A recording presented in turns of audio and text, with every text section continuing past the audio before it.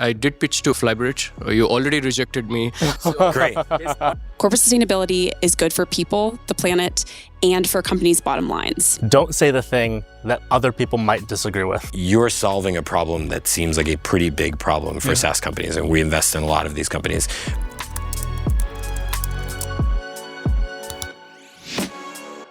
Shall we welcome the next founder stage? Yeah, let's do it. Founder from 5. I'm Kalyan. From Kalyan? California, Cal, and then you yawn. Oh, nice. I like it. My name is just Jesse. So growing up, I didn't have this problem as much. It'd be like with an I or not.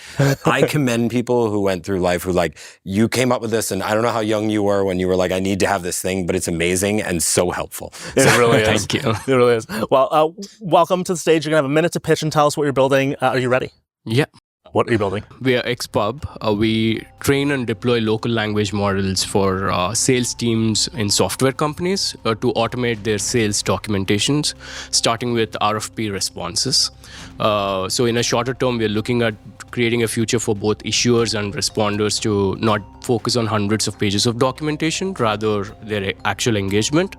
But in a longer run, we are looking at leveraging these local language models that we are building for each customer to not just automate RFP responses, but many other sales documentations and processes for shortening their B2B sales cycle. Early 6-figure revenue, 1.5 million ARR in sales pipeline. Awesome. Under a minute. That was quick. It is. I typically would say that people should use, not to meet the mark, but usually there's enough to say with most startups that you should be able to talk for a minute. But actually in this case, it's straightforward enough that actually I don't think you needed to fill the minute. All my all the more things I want to hear probably have to He has more to say though. No, actually. So I was trying to fill this minute. Usually I just go say we automate RFP responses. Early 6-figure revenue, 1.5 million ARR in pipeline. It's done in 10 seconds. I'm like, okay, I have a minute, I have to fill it. I was under pressure. No, it works out. I am curious. It is simple to explain. So I want to ask you, can you share maybe in another minute, the bigger vision? There are a lot of people throwing AI at sales. I'm just going to very broadly, and most of it's BS. Contracts, documents. Some of it's BS, not most of it. But can you talk a little bit about what sets you apart, sort of bigger vision, why this is going to win? Yeah, you're very right. It's seemingly very simple to explain because people think we know RFPs because we keep hearing them, but RFP is a very complicated process. So there's so many things that happen, and one startup cannot do everything right from starting is sourcing an RFP, then vetting RFP, then comes shredding, response, evaluation, presentations, bunch others. So what we do, we enter when bidding process is already vetted, and it comes into the RFP team, and we help them with shredding. I'll explain a little later in detail, then responding and evaluation. These are the 3 processes we currently help. But really the bigger vision is this is just a beachhead market for us to enter into. The way we help them is by building local language models for each of our customers. Trained on various data, including their sales, product, and bunch of others. And is that process consultative today? Partly, I would say it takes 4 to 6 weeks because not everything is automated. We would want to get it done in the near future. But as I was saying, in the longer run, we want to utilize these models not just for RFP responses, but many other sales problems across sales training, sales calls, presentations, bunch of others. Got it. And the one last question, the local model being part of the differentiation, others that are out there are layering on top of existing models, whether it be, in the cloud commercial or open. In terms of differentiation, there are 2 levels. Short term, we're competing with legacy players who are doing content library management. Then there are Gen AI native companies, which are new age companies. So 2 ways we differentiate. One, domain differentiation, we'll focus only on software companies. 2, we are the only company which are providing local language models. That's the differentiation for us. Got it. What's the advantage of local language models in this? Yeah, that's a great question. So most others are GPT wrappers. I have nothing against them. They still provide some value. The way they function is, let's say if I have a proprietary model I've created out of Llama 3, if that model is being used across all the customers, then my customer would not be comfortable in sharing their confidential information. Right. Let's say their architectural information of a product, their financial information, all of that. So the RFP solutioning or automation that we can do is only for part of their RFP, not the entirety. So that's why we do at a 2-tier level. We take their non-confidential information, train our models that are there at our end, and then quantize them and then deploy the quantized models at our customers' end. And does your customer get to own their model and keep it? Is that okay? We maintain it. They own it. Got it. What's the differentiation between them buying a no data share enterprise seat with, let's say, an OpenAI?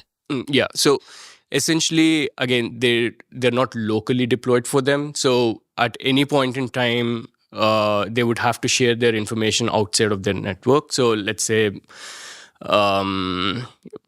insurance companies, healthcare companies, they don't want to do that. Are you only targeting those sorts of customers?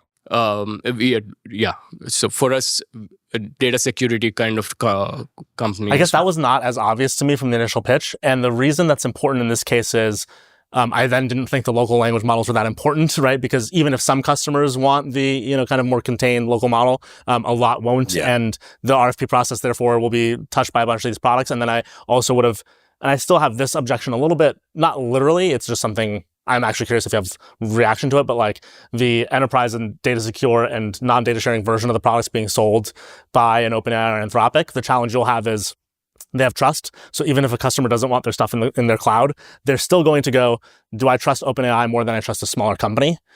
And that's a CIO's decision. So I'm here, curious to your reaction. But anyway, those are the things that went through my head until you've clarified, hey, it's for these customers that, at least for the foreseeable future, really care about having something local. And I like this notion you said of like, this. It sounds like you're doing it only for the stuff that's the complicated data part of it, and not, like, I assume the copywriting you're saying is not your model. Not really. Is this coming out of the Llama model? Yeah, I like that distinction a lot. It's actually the first time I've heard a startup like really have that in a wrapper format, because like, cool, use whatever you want for the RFP or the latest language model, and then use this for the data injection of what is proprietary about how you sell. Exactly. So what is your reaction, though, to the idea of these bigger companies having a trusted brand and therefore maybe being picked over the specialized secure solution? Sure. Firstly, thank you for the feedback. I'll try to incorporate that next time. So the differentiation is, there's a set of companies which can afford OpenAI services to fine-tune those big models for them and then do it. And then there are certain companies can take these enterprise models but have to do everything internally, which they don't. Obviously, not everyone has capabilities. We come in there. Got it. That's actually a pretty good answer, too, what is that cost? And what does that market look like for you? So help us understand the size, breadth of that market. So we see it. We are only US focused right now. Yep. It's about $24 billion market, of which they go to market for us right now. We see around $10 billion market. And just high level, what do they look like? It's like mid-sized banks? Is that the, okay. These are mid-sized software companies. We are focusing on $10 to $50 million ARR kind of companies is what we are focusing on. There are about 150, 180K. You're saying software companies. Do you mean software companies, or do you mean companies that have technology internally? Companies that build software as a service or a product. Who sell into these. Did you realize that's what that was for? Yeah. Oh, again, am I lost today? I have a few of these moments. No, I was pretty clear about that in the beginning. Okay. So this is a platform play for these SaaS providers. More interesting, actually. Validated even more some of the reasons you're picking the way you are. Thank you. So what happens with these software companies is when they respond to RFPs, they do very technical responses, like architectural information, APIs that they use, all of it. So the models need to understand those diagrams, language, everything. So that's where specialized models come into play. Yeah. And when you look across the spectrum, there are companies that are focusing on helping other businesses to make their own models, whether it be to do fine-tuning or other types of training, model merging, distilling, all this stuff. How do you think about where they play versus where you play? Because if I'm an insurance company, I'm software for the insurance industry, I may say, well, we're going to use those platforms to make our own models. We don't need your additional platform. Yeah, so that's a great question. In fact, we started that way to build local language models for different enterprises. Companies that need it. Yeah. The place where we struggled was to tell them where the obvious need is. So if the use case isn't so obvious, it's just fantasy for someone to have a local language model. So if you have money, you want to play around it. If you don't have money, you don't use it. So how do I scale it from here? Then we said, let's take a clear-cut use case which people really want to solve. We start from there, and then we can scale to other use cases later on. And that's the approach we took. This was a pivot we made in like May of 2024. And your ARR is all in the new product, or you have stuff from before? Okay, got it. Since the past 6 to 7 months is all the traction. Got it. And how much? I don't normally ask it in this environment just because you're not necessarily fundraising. I'm curious, like, how much have you raised to get here, roughly? Yeah, by the way, Jesse, I did pitch to Flybridge. You already rejected me. So there's not much I can lose here. Was this Daniel? No. It was I'll yell at him. No, I'm just kidding. I'm just kidding. I did connect with Jeff Busgang, and he connected me with one of your partners, and I spoke to her. Cool. Very nice. I don't have any... It was a very great conversation. I'm happy to hear that. No, I do recommend everyone to... I love Even if we pass, I appreciate that. It was a great conversation. They really put in their mind. They came up with good feedback. I really appreciate it. I appreciate that you appreciate that. So, okay, we can keep going on that. Yeah, so...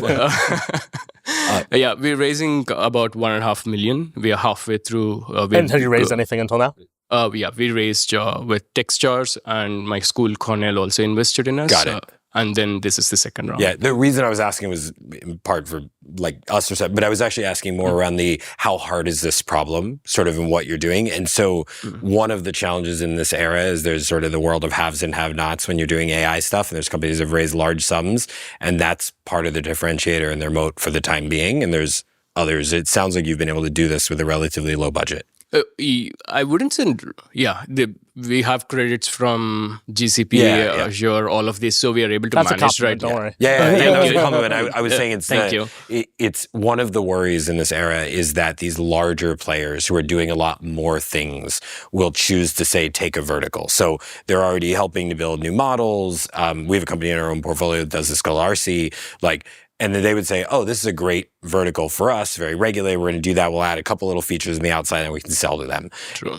That if it takes money to solve this in the very beginning, then they have an advantage because they've raised a lot. It sounds like you found a niche here to start with that could be big. So I think there are two ways of looking at this. In a shorter run, we have to see that we have that niche and not get killed. In a longer run, we have to see that we can really expand across, because there is good amount of chaos. I'm sure you know about it in this space. So we'd have to be thriving enough to see that the clutter is gone. And then we look for expansion from there on. That's the idea. So that's where we found our niche. That's great. Based on founder's background and a bunch of this. Cool. Well done. Thanks for sharing your story. Thank you. Appreciate it.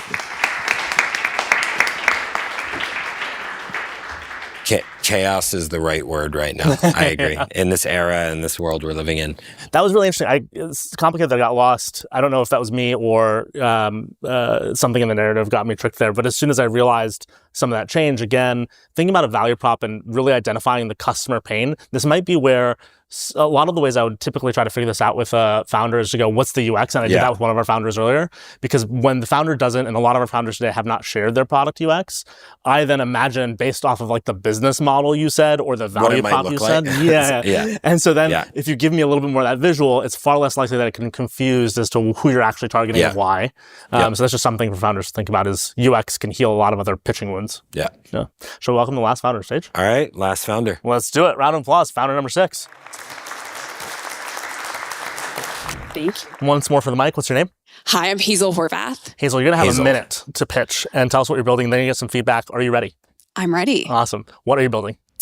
I'm the founder of Ecolytics, a software enabling companies to build effective data-driven sustainability programs. The evidence is clear. Corporate sustainability is good for people, the planet, and for companies' bottom lines.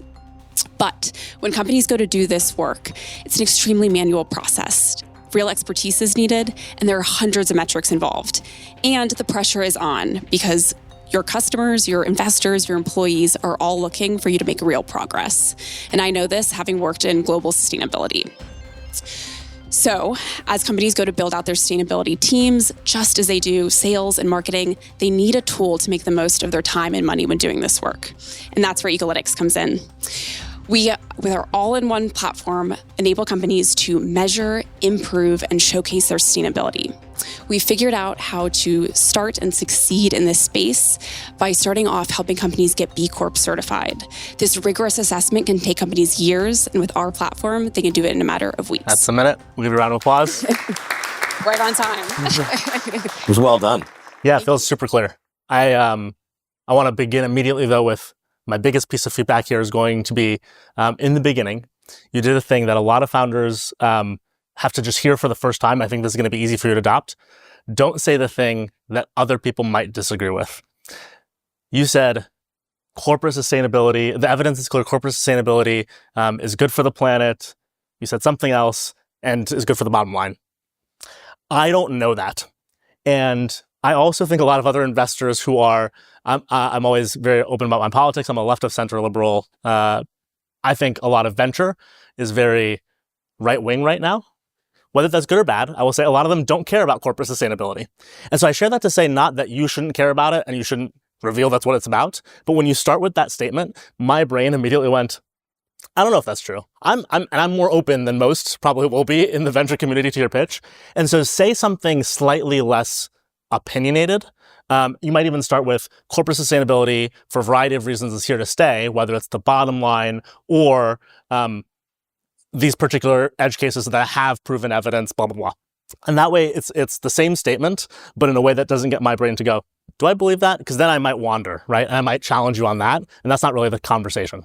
I made this comment to an earlier pitch that one of our jobs is to try to suspend disbelief in pitches because almost everything we hear is something that's like new, interesting, couldn't be done before. Otherwise, you probably wouldn't be doing it. And I think that the more you can help in that early storytelling to bring us along with it. If you know you're talking to an investor who they love investing in climate tech and so absolutely lean into it. And they're going to be like, yep, I'm on the edge of my seat. I want to be there. So I agree with this comment. And it's not just in this category. It's in every category. It's even sometimes technical. Someone once said open source wins. So I was literally, we did not rehearse this, but my actual example is we've made a lot of money investing in companies that took open source technology, made enterprise. In the early days, people used to say open source is the future. It's what every big tech company is going to adopt. And that's how all the biggest startups are going to win. And there were some of us that said, yeah, it makes sense. And let's lean into it. And there are plenty of others who were like, that's a dumb idea. Yeah. That was the cloud too, by the way, the same thing. So I agree with that. I think one of the things I was curious as you were talking is their sustainability has been a problem for companies to solve for a while. There are some regulatory changes, in particular in places like the EU, where it's been even pushed even harder, in the US in various ways. But I'm curious about, I often ask this, I'm not worried about competition. What I want you to help me understand is in 30 to 60 seconds, the lay of the land. If I'm not as knowledgeable about this category, what's out there? What are companies doing before you come along and what's it look like after? Yeah, absolutely. So the current lay of the land, and especially in our niche in the market of helping companies get B Corp certified, that is one of the most, if not the most rigorous social environmental impact certification companies can get. Previously, there are a number of companies in the carbon space, and that's kind of one big space in the market, big carbon accounting firms like Watershed or Microsoft Sustainability that are solely focused on that one metric for companies. There's also big consulting groups. That's the common what companies will turn to when they're going to work on sustainability. Where we really find ourselves is working more within the small, medium-sized business space. So before big public companies, getting them before they're that large. And then also looking at sustainability as more of a business practice. So instead of what B Corp helps companies do and what our platform then helps companies enable them to do is to build, instead of a shareholder model, a stakeholder model. So they're looking at their impact on the environment, their workers, customers, governance, their community. And our platform helps them track that so they can use that intelligence and then make intelligence to then make decisions about their company. So, and this is for companies trying to transition and qualify to become a B Corp, or companies that are already B Corps trying to prove it out? Both. You have to continue to get recertified. It doesn't stop once you're certified. How large is the B Corp market? So there are right now 9,000 certified B Corps, but there are 250,000, so 250,000 companies that use the B Corp framework. Sounds like you're in this space, right? That's yes, clear. Yeah. Other than the fact that you clearly are passionate about this space, do those 9,000 and the few thousand that will join them matter? Let me clarify what I mean. They can be your customer for sure, and they're probably your best adopter because they're trying to do this thing. But are you going to make more money with non-B Corp companies who want to prove corporate sustainability for grants, for compliance, for vendor purposes in the not B Corp area? Is that where most of your money is, or is most of your money in this like power user B Corp area? So for us, it's a great place to start because there's already that business case that companies are spending so much time, so much money going through this very manual process. And so we can get them as our early adopters, early evangelists. So you're telling good stories, and this is another place where I'm going to tell you, though, be political about it. Yeah. Because when you mention so much this B Corp stuff, one is I'm a little weirdly more familiar, and I'm assuming Jesse just because we're like more business oriented, but also one of our main investors is a B Corp. So like I looked it up at the time and learned about, what it means for Mavron to be a B Corp, which doesn't mean a whole lot in the venture community at least. But the whole concept then in my head, I was like, okay, I get why they'd adopt it. But is that a large market? Now you saying for a while, here's all the things we do for everybody, including non-B Corp customers, and then mentioning at the end, by the way, our beachhead market is these B Corp that already care about it, they already are ready to buy, they're already putting budget against it. That's a great endpoint. But when you mentioned it a little too early, I then had this wondering in my head of like, is this going to work only in this market because they're going to react to it the best? Yeah. So just like think about, again, mention that area as your end go-to-market rather than a little bit of early evidence. Yes, yeah, definitely just as our go-to-market, but seeing how we can layer in additional services for that compliance and for those larger companies. You mentioned your targets more small and medium businesses. And so how do you think about sizing that customer? What is the model, the business model? I mean, like sort of selling SMBs can be a challenge. They're spread out. They're not, but there are advantages to it, right? And so I'm curious about how you sized up that market, as in the SMB space. To your point, not maybe it is the 9,000 but like it's probably not the 9,000 B Corps already. It's probably the other SMBs that want to adopt or are adopting this framework. Yeah. So, I mean, in looking at the market in and total, the desire to pay. So how do they think about budgeting for this? Yeah. And so, like I said, with the B Corp market especially, there's very easy comparisons with time and cost of that. It's often someone on an operations team that has a full other job that's helping them through B Corp certification. So kind of teaching themselves how to do it, taking a ton of time, or they're hiring a consultant. So that, again, is that cost. And so we can factor non-B Corp. Yeah. With non-B Corps. So that market, ends up being a little bit less clear, right, as in terms of what that willingness is to pay just for any small and medium-sized business. Yeah. But we obviously have done some of that market testing of in certain industries where sustainability, and we always like to make that bottom line argument, and that's kind of what I was looking to lead the pitch with, in that companies are doing this also because it's a real benefit for their company. Yeah. I asked this question not because it's a question I have. I want you to educate me in the details. Why? So let's say I'm not B Corp, and you're we're 3 years out, so you got all the B Corps to sign up, they're already customers, you're doing well, and you come to me as a not B Corp and you say, you should adopt these programs, you should buy my software. What do I get out of it? Other than you might find me politically inclined to do it or socially inclined to do it. Give me the bottom line argument. Yeah, the bottom line argument, absolutely. And that's really the argument for using Ecolytics, outside of B Corp as an outcome, is that you now have all this, you're able to see a full picture of your company, as I described. You're able to see how your employee retention is doing and all the factors that then go into that. So that's a big piece, especially for professional services companies that working on sustainability can really help them. Is it almost all about employee satisfaction and opinion loops? Or are there grants? Are there compliance things? Like what else might I get once I'm in that dashboard? Yeah. So as far as the actual product? No. Well, yes, but the product, what do I do with it, right? So like I'm going to look and I'm going to go, we're doing well. Our programs are working. What else can I do with that fact?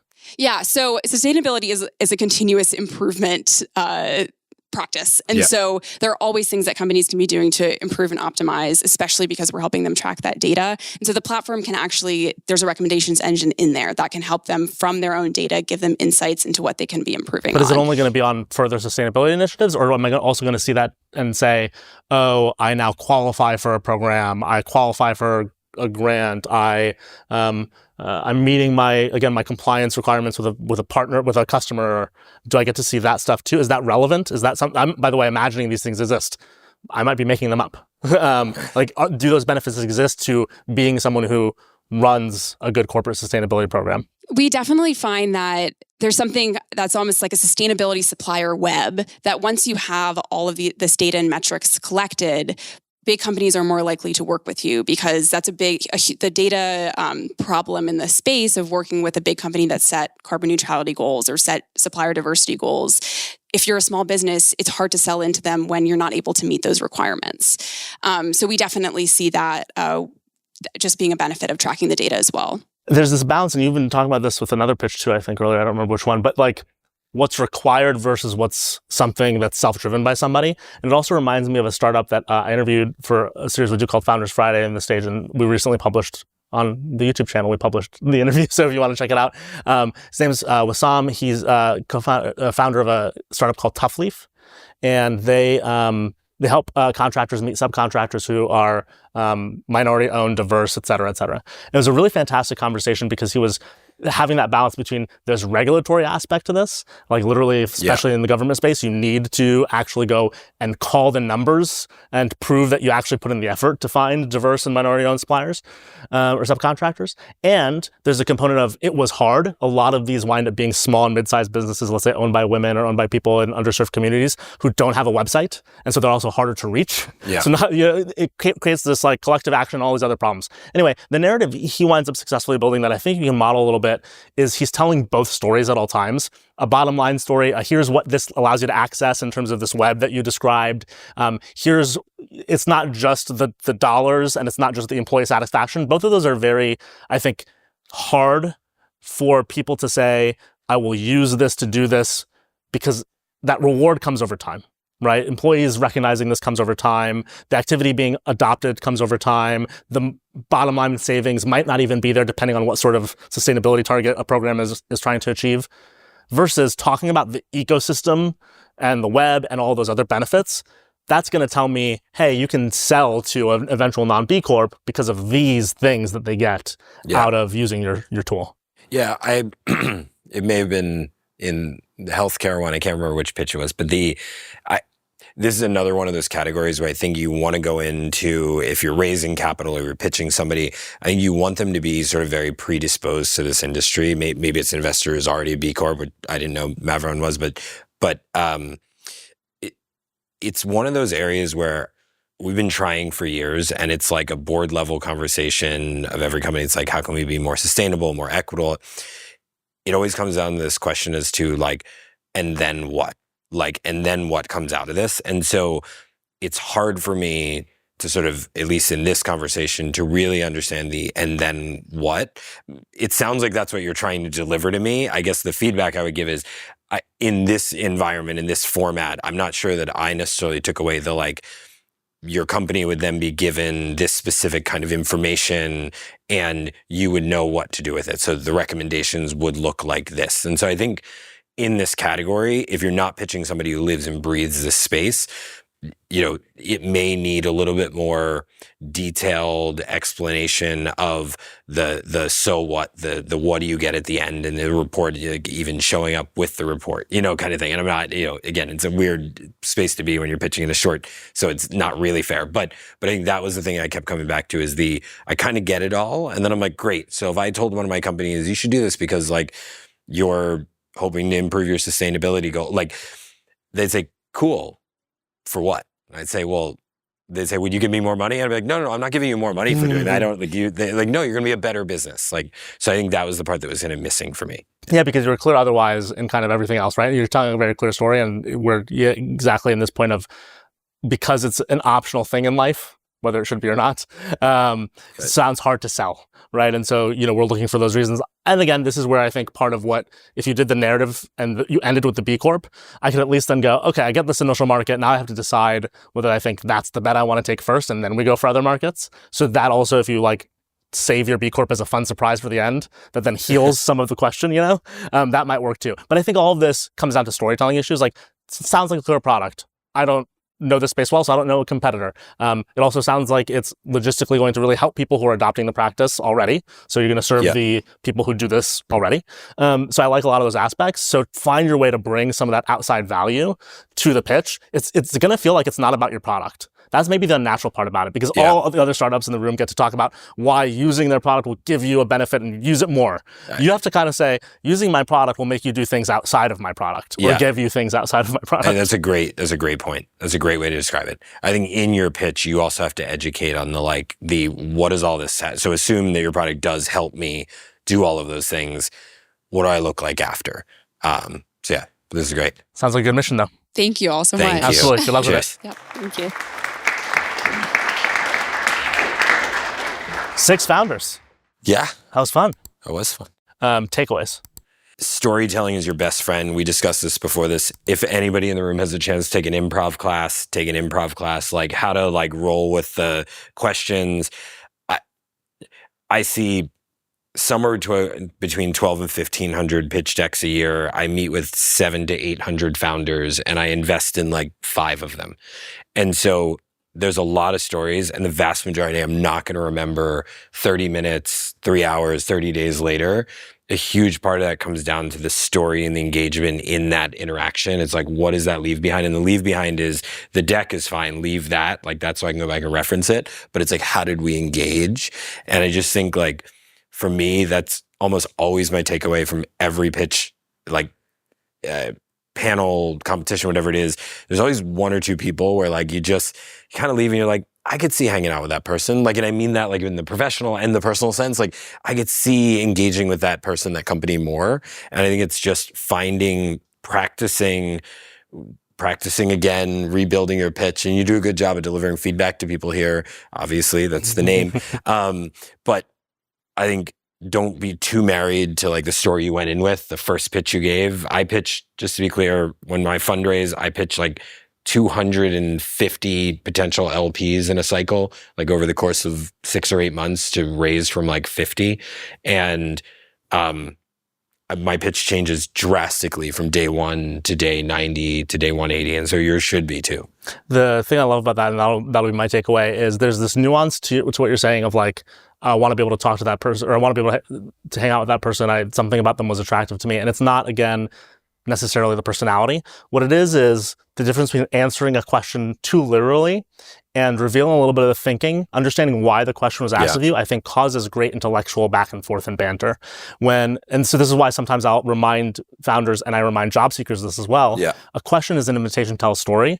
And you have to think, okay, what is this question trying to get at? And therefore, what story should I tell? Yeah. And so don't answer, what about this thing with this thing is, if there's room for a broader conversation to be had, and that usually creates, I think, some resonance in the conversation. I'll tell this one quick anecdote. I use a voice note taker in my meetings, like probably everybody else now.